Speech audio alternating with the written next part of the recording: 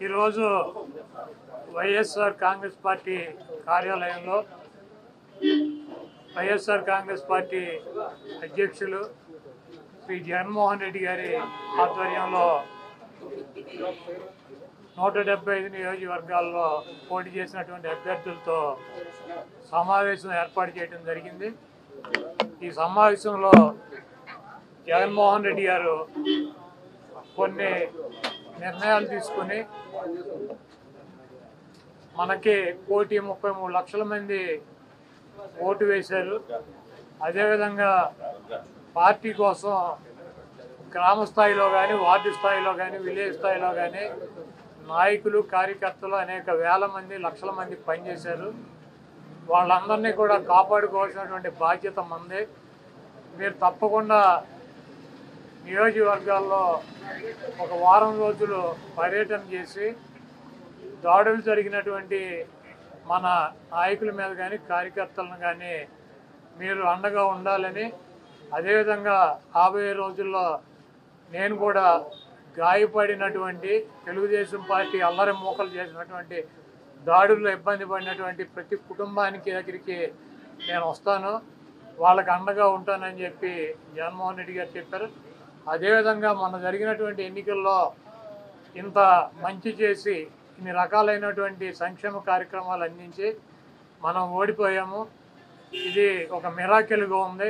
దేశవ్యాప్తంగా కూడా మన దగ్గర ఆధారాలు లేవు, అయినప్పటికీ దేశవ్యాప్తంగా మరి శకుని మామ ఎలా అయితే పాచికలు ఎలా కావాలంటే అలా వేస్తాడో అలా తెలుగుదేశం పార్టీ, జనసేన, బీజేపీ కావాల్సినట్టు అక్కడ పాచికలు పండి అని చెప్పి మా పార్టీ కానీ, జగన్మోహన్ రెడ్డి గారిది కానీ, మాది కానీ అభిప్రాయం. అదేవిధంగా రేపు రాబోయే రోజుల్లో ఈ 6 నెలలు కూడా కొంత టైం ఇచ్చి చూద్దాము. ఆ తర్వాత చంద్రబాబు నాయుడు చెప్పినటువంటి దొంగ హామీలని ఎట్టి పరిస్థితుల్లోనూ నెరవేర్చలేడు. ఎందుకంటే ఇవాళ చూసిన సూపర్ 6 అని పెట్టాడు. ఆ సూపర్ 6లో 18 సంవత్సరాలు దాటినటువంటి ప్రతి మహిళకి 1,500 పెన్షన్ ఇస్తా అన్నాడు. రేపు 1వ తారీఖు ఇస్తున్నాడా? దాని గురించి మాట్లాడట్లా. 3 గ్యాస్ సిలిండర్లు ఇస్తా అని చెప్పాడు, దాని గురించి మాట్లాడట్లా. బస్సుల గురించి మాట్లాడట్లా. అదేవిధంగా బీసీ కానీ, ఎస్సీ కానీ, ఎస్టీ కానీ వర్గాలకి 50 సంవత్సరాలు దాటిన వాళ్ళకి పెన్షన్ ఇస్తానని చెప్పాడు సూపర్ 6లో, దాని గురించి మాట్లాడట్లా. అది ఎప్పుడు ఇస్తాడో చెప్పట్లా. అదేవిధంగా ఇంకోటి 20 లక్షల మందికి నిరుద్యోగులకి ఉద్యోగాలు ఇప్పిస్తాను, ఉద్యోగాలు కనుక ఇప్పించలేకపోతే ఈ లోపు 3,000 రూపాయలు నిరుద్యోగ వృత్తి కూడా ఇస్తానని చెప్పి సూపర్ 6లో పెట్టాడు. మొన్న తెలంగాణలో హరీష్ రావు గారు మాట్లాడుతూ చెబుతున్నాడు, చంద్రబాబు నాయుడు గారు చెప్పిన వాగ్దానాన్ని ఏమీ చెప్పాడు. 1,000 రూపాయలు ఈయన పెంచింది. ఇప్పుడు వచ్చి 3,000 ఆల్రెడీ ఇచ్చేది జగన్మోహన్ రెడ్డి గారు. 3,000 ఇస్తా అంటే ఈయన వచ్చి 1,000 ఇచ్చాడు. మీరు అక్కడ 2,000 ఇస్తా అంటే రేవంత్ రెడ్డి 4,000 చేయాలి కాబట్టి అక్కడ ఇబ్బంది పడుతూ ఉంటాడు.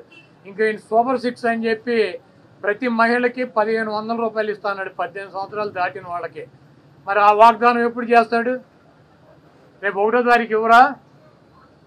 కాబట్టి తెలుగుదేశం పార్టీ ఆయన ఇచ్చినటువంటి వాగ్దానాలను, చంద్రబాబు నాయుడు చేసినటువంటి వాగ్దానాలని పక్కదారి పట్టించడానికి ఊరికినే మొన్నేమో పోలవరం వెళ్ళి వచ్చాడు సోమవారం, మళ్ళీ గురువారం ఏమో అమరావతి వెళ్ళి వచ్చి అక్కడ అన్ని తిరిగి ఈయన కాలక్షేపం కబుర్లు, కాలక్షేపం మాటలు, ఊరికినే ఆయన వెళ్ళి అటు ఇటు తిరిగి రావడం తప్పించి ఎప్పుడు నువ్వు సూపర్ 6 అమలు చేస్తున్నావు స్పష్టంగా చెప్పాలని చెప్పి మేము డిమాండ్ చేస్తున్నాం. ఇప్పుడు ఇది ప్రజాస్వామ్య దేశం. ఎవరిని టార్గెట్ చేసుకున్నప్పుడు నేను పోయినంత మాత్రాన నన్ను టార్గెట్ చేస్తే వైఎస్ఆర్ కాంగ్రెస్ పార్టీ ఏం ఆగదు. జగన్మోహన్ రెడ్డి గారు ఇంటికి కూడా వీళ్ళు ఏం పీకలేరు. నన్ను కాదు, జగన్మోహన్ రెడ్డి గారినే టార్గెట్ చేస్తారు. ఇక్కడ మీరున్న సెక్యూరిటీ అంతా తీసేసి, గన్మెన్లను తీసేసి, ఇంకా 15 రోజులు ఎలక్షన్ జరగలేదు, కమిటీ సిఫార్సులు రాలేదు, ఇక్కడ మొత్తం అంతా కూడా సెక్యూరిటీ తీసేశారు కదా. తీసేసి ఎల్లో మీడియా కెమెరాలు పట్టుకొచ్చి జగన్మోహన్ రెడ్డి గారి ఇంట్లోకి ఎట్టేళ్ళాలి, గోడ దూకి ఎట్టేళ్ళాలి, ఇవన్నీ కూడా వాళ్ళే చూపిస్తున్నారు. కాబట్టి ఇక్కడ టార్గెట్ ఎవడు దొరికితే ఆ టార్గెట్. ఇటువంటి వాటికి భయపడే ప్రసక్తి లేదు. ఎవడెవడికి టార్గెట్, ఎవడెవడి చేతులు ఏం రాసి ఉందో అవన్నీ పైన ఉన్నటువంటి భగవంతుడు నిర్ణయిస్తాడు. ఎవరి టార్గెట్లు ఎవరికి ఏమవుతుందో చూద్దాం రాబోయే రోజుల్లో. అదేవిధంగా ఋషికొండలో కట్టినటువంటి పర్యాటక కేంద్రంలో కట్టినటువంటి భవనాలనే ఈ సిగ్గు ఎగ్గు లేనటువంటి తెలుగుదేశం పార్టీ, ఈ సిగ్గు ఎగ్గు లేనటువంటి ఎల్లో మీడియా అది జగన్మోహన్ రెడ్డి గారి నివాసం అని చెప్పి చూపిస్తున్నారు 3 రోజుల నుంచి. వెళ్ళి జగన్మోహన్ రెడ్డి గారు అక్కడ నివాసం ఉన్నాడా? జగన్మోహన్ రెడ్డి గారు 2014 నుంచి 19 దాకా ప్రతిపక్ష నాయకుడిగా ఉన్నాడు. ఆయన కార్యాలయం లోటస్ పాండ్, ఇల్లు లోటస్ పాండ్. ఆయన లోటస్ పాండ్ హైదరాబాద్ నుంచే ప్రతిపక్ష నాయకుడికి ఉన్న 5 సంవత్సరాలు నడిపాడు. ముఖ్యమంత్రి అయిన తర్వాత 5 సంవత్సరాలు ఈ తాడేపల్లిలో ఉన్నటువంటి ఇల్లు క్యాంప్ ఆఫీస్ ఇక్కడి నుంచే నడిపాడు. ఆయన కార్యాలయాన్ని కానీ ఇంటిని కానీ. జగన్మోహన్ రెడ్డి గారి రక్తంలో లేదు. ప్రభుత్వం కట్టించినటువంటి ఇళ్లలో ఉండటం కానీ, ప్రభుత్వం కట్టించినటువంటి గెస్ట్ హౌస్లో ఉండేటువంటి కర్మ జగన్మోహన్ రెడ్డి గారికి పట్టల. జగన్మోహన్ రెడ్డి గారు వైజాగ్లో సొంత ఇల్లు కట్టుకున్నాక అక్కడ షిఫ్ట్ అవుతాడు. అంతేగాని టూరిజం ప్లేస్లో కట్టినటువంటి ఆ హౌస్లో జగన్మోహన్ రెడ్డి గారు వెళ్తాడని చెప్పి ఎవడు చెప్పాడు వీళ్ళకి, వెధవులకి? అది జగన్మోహన్ రెడ్డి గారి కోసం కట్టించుకున్నటువంటి ఇల్లు అని చెప్పి రకరకాలైనటువంటి కథనాలు రాస్తున్నారు. అది ఒక అంతర్జాతీయ రాజధానిగా తీర్చిదిద్దాలన్నదే వైఎస్ఆర్ కాంగ్రెస్ పార్టీ లక్ష్యం. దాన్ని రాజధాని చేయాలన్నది ఆ రోజు నిర్ణయించుకున్నాం. కాబట్టి అక్కడ ఇంటర్నేషనల్ సెమినార్లు జరుగుతున్నాయి. అనేక మంది ఇంటర్నేషనల్ సంబంధించినటువంటి దేశ విదేశాల నుంచి అనేక మంది పారిశ్రామికవేత్తలు వస్తున్నారు. కనీసం వాళ్ళకి సౌకర్యం ఉండటానికి అవకాశం లేనటువంటి పరిస్థితి ఉంది. కాబట్టి ఉత్తరాంధ్రలో ఉద్దానంలో దాదాపు 700 కోట్ల రూపాయలు పెట్టి హాస్పిటల్ కట్టించారు కిడ్నీ పేషెంట్ల కోసం అని చెప్పి. అదేవిధంగా విజయనగరం కావచ్చు, లేదా పార్వతీపురం కావచ్చు, ఉత్తరాంధ్రలోనే 650 కోట్ల రూపాయలు పెట్టి ఒక్కొక్క మెడికల్ కాలేజీ కట్టించారు. అదేవిధంగా టూరిజం ప్లేస్లో అంతర్జాతీయ సంస్థలు కానీ వ్యక్తులు కానీ వచ్చినప్పుడు అక్కడ ఒక విధి ఉండాలని చెప్పి ఒక మంచి భవనాన్ని నిర్మిస్తే 7 బిల్డింగ్లు అయ్యి, ఒక బిల్డింగ్ కాదు 7 బిల్డింగుల్లో జగన్మోహన్ రెడ్డి గారు ఉండరు. 7 బిల్డింగులు కట్టారు. ఆ 7 బిల్డింగుల్లో 7 బ్లాకుల్ని చూపించేది జగన్మోహన్ రెడ్డి గారు 450 కోట్ల రూపాయలు పెట్టి ఇల్లు కట్టుకున్నారని చెప్పి ఈ దుర్మార్గమైనటువంటి ప్రచారం చేస్తున్నారు. ఇవన్నీ కూడా ప్రజలు గమనిస్తారు. చంద్రబాబు నాయుడుకి ఇచ్చినటువంటి వాగ్దానాలు నెరవేర్చలేక నీకు సూపర్ 6లో పెట్టినటువంటి వాగ్దానం 1500 రూపాయలు ఇస్తానని చెప్పావా, చెప్పలేదా? 18 సంవత్సరాలు దాటిన వాళ్ళకి. రేపు 1వ తారీఖు నీకు దమ్ముంటే 20 లక్షల మంది నిరుద్యోగులకు 3000 ఇస్తానని చెప్పావా లేదా? దాని గురించి చెప్పండి. నువ్వు దొంగ వాగ్దానాలు చేసి అధికారంలోకి వచ్చావు. నువ్వు దాని గురించి మాట్లాడండి ముందు. మీరు ఈ వాగ్దానాలను డైవర్ట్ చేయాలని చెప్పి ఒకటి తీసుకెళ్ళి 4 కెమెరాలు బాత్రూములు, లెట్రిన్లు, టబ్బుల్లో పెట్టి 30 లక్షలు పెట్టి బాత్రూమ్ కట్టాడు. జగన్మోహన్ రెడ్డి గారు ఇల్లు అది. జగన్మోహన్ రెడ్డి గారు ఎప్పుడన్నా ప్రభుత్వ కార్యాలయాలు ఉన్నాడా? జగన్మోహన్ రెడ్డి గారు ఎప్పుడన్నా ప్రభుత్వం గెస్ట్ హౌస్లో ఉన్నాడా? జగన్మోహన్ రెడ్డి గారు ఇల్లు కట్టించుకుని వెళ్తాడు వైజాగ్. నీకు మళ్ళీ ఎవడో కొంపలో దూరేటువంటి పరిస్థితి జగన్మోహన్ రెడ్డి గారికి ఉండదు. కాబట్టి జగన్మోహన్ రెడ్డి గారికి కట్టించినటువంటి ఇల్లు కాదు అది. అది టూరిజం సంస్థ ద్వారా టూరిజానికి సంబంధించి కట్టించినటువంటి 7 బ్లాకులు వాటిని కట్టారు.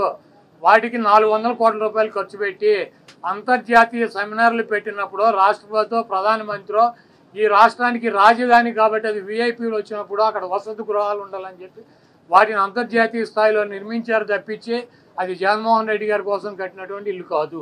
ఫర్నిచర్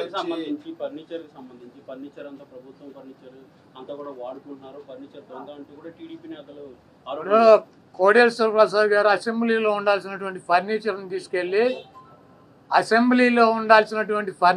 తీసుకువెళ్ళి ఎక్కడేసాడు? ఆయన బైక్ షోరూమ్లో వేసుకున్నాడు. అసెంబ్లీలో ఉండాల్సినటువంటి ఫర్నిచర్ బైక్ షోరూమ్లో వేసుకుంటే వాడిని దొంగ అంటారు.